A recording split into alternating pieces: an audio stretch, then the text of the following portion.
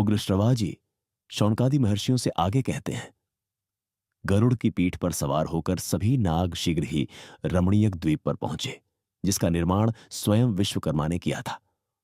वहां नागों को लवणासुर का दर्शन हुआ। कुछ समय वहां विहार करने के बाद नागों ने गरुड़ से कहा, यदि इससे भी अधिक रमणीय कोई द्वीप हो तो हमें वहां ले चलो।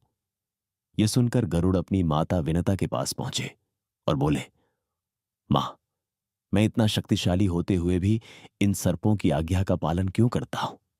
विनता ने दुखी स्वर में कहा, बेटा, कद्रु और उसके पुत्रों ने छल करके मुझे पराजित कर दिया था। उसी कारण मैं उनकी दासी बन गई हूं। माता की व्यथा सुनकर गरुड़ नागों के पास गए और बोले, बताओ, ऐसा कौन सा कार्य करूं जिससे मेरी माता और मुझे इस दासत्व से मुक्ति मिल जाए? नागों ने उत्तर दिया, यदि तुम देवताओं के पास से अमृत लाकर हमें दे दो तो तुम दोनों स्वतंत्र हो जाओगे। गरुड़ तुरंत इस कठिन कार्य के लिए तैयार हो गए। वे फिर माता के पास आए और बोले, मां, अमृत लाने की यात्रा में मेरा भोजन क्या होगा?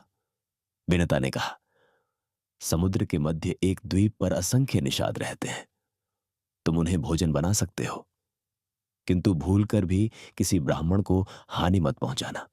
गरुड़ ने पूछा, मां, मैं ब्राह्मण की पहचान कैसे करूं? विनता बोली, जो तुम्हारे कंठ में पहुंचते ही अंगारे की भांति जलने लगे और बंसी के कांटे जैसा कष्ट दे, उसे ब्राह्मण समझना। और यदि कोई तुम्हारे पेट में जाकर भी न पचे तब भी उसे ब्राह्मण ही जानना।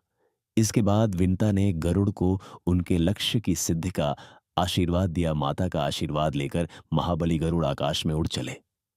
भूख से व्याकुल वे काल के समान वेग से निषादों के निवास स्थान पर पहुंच गए।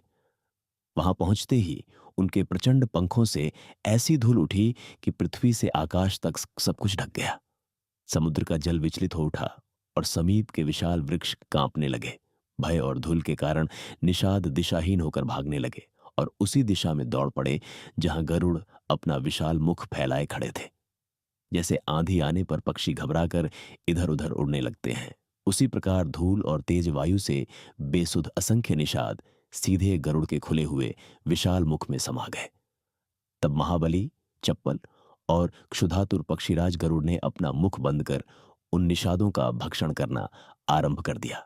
किंतु उन्हीं निषादों के साथ एक ब्राह्मण भी अपनी पत्नी सहित गरुड़ के कंठ में चला गया। जय श्री कृष्ण।